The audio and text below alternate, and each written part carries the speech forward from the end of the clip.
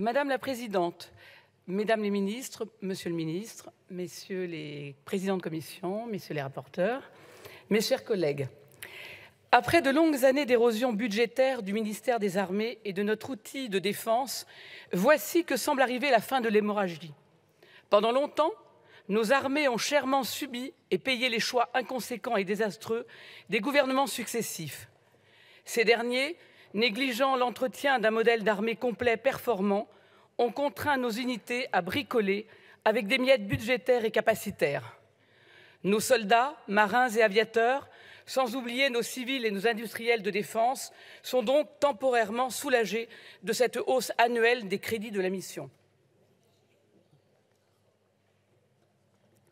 Il faut alors reconnaître que cette hausse, conformément aux orientations de la loi de programmation militaire, semble faire cesser cette érosion.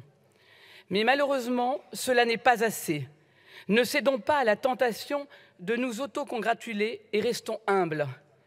Le monde change et cette partielle remontée en puissance est totalement remise en cause au regard de l'inflation et du retour de la haute intensité sur le continent européen. En réalité, notre pays affiche des objectifs qu'il n'est plus en mesure de tenir, malade qu'il est de sa schizophrénie idéologique permanente. Il est en fait toujours partagé entre un pacifisme naïf qui le met à la traîne industrielle de nos compétiteurs et nous berce dans l'illusion d'une Europe de la défense sous protectorat américain, et une volonté adolescente de puissance qui impose à nos armées des contrats opérationnels qu'elles ne sont plus en mesure de remplir. Pourtant, entre ces deux visions, le réel a triomphé et le réveil est difficile. Oui, la guerre, sous tous ses aspects et avec toutes ses horreurs, est de retour dans la vie des hommes et des nations, n'en déplaise à Fukuyama et à sa fin de l'histoire. Pour revenir donc au concret, cette hausse du budget est un minimum syndical et nous saluons par conséquent les livraisons prévues en 2023 pour nos forces. Cependant, le transfert de matériel vers l'Ukraine, la vente de Rafale à la Croatie et à la Grèce, ou le retrait des Mirage 2000C aggrave le problème de la disponibilité des matériels. Sur les munitions, un renouvellement des stocks à hauteur de 2 milliards d'euros est prévu. Nous avons eu l'occasion de vous alerter sur cette problématique en commission et nous notons que ces plaintes n'ont pas été vaines.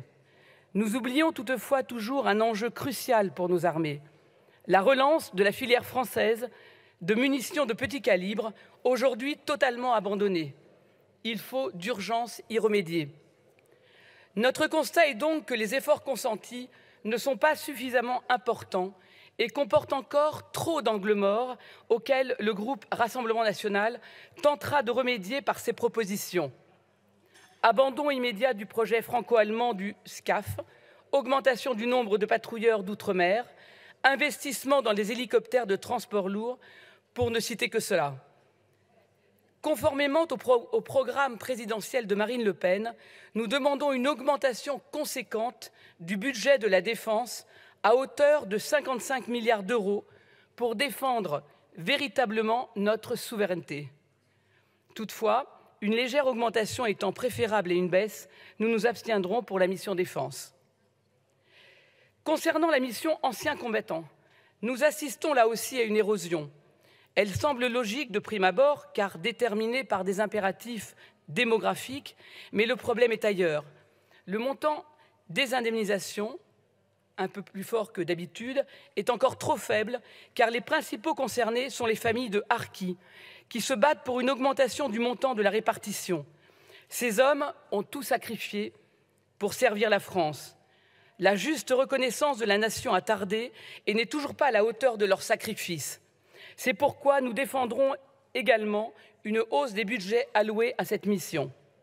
Cependant, la demi-part des veuves d'anciens combattants ayant été retenue dans la version du PLFSS par le gouvernement, avec l'application de l'article 49 alinéa 3 de la Constitution, nous ne voterons pas contre ce budget. Au terme de cette déclaration, je voudrais terminer avec le général de Gaulle qui nous rappelait qu'il faut que la défense de la France soit française.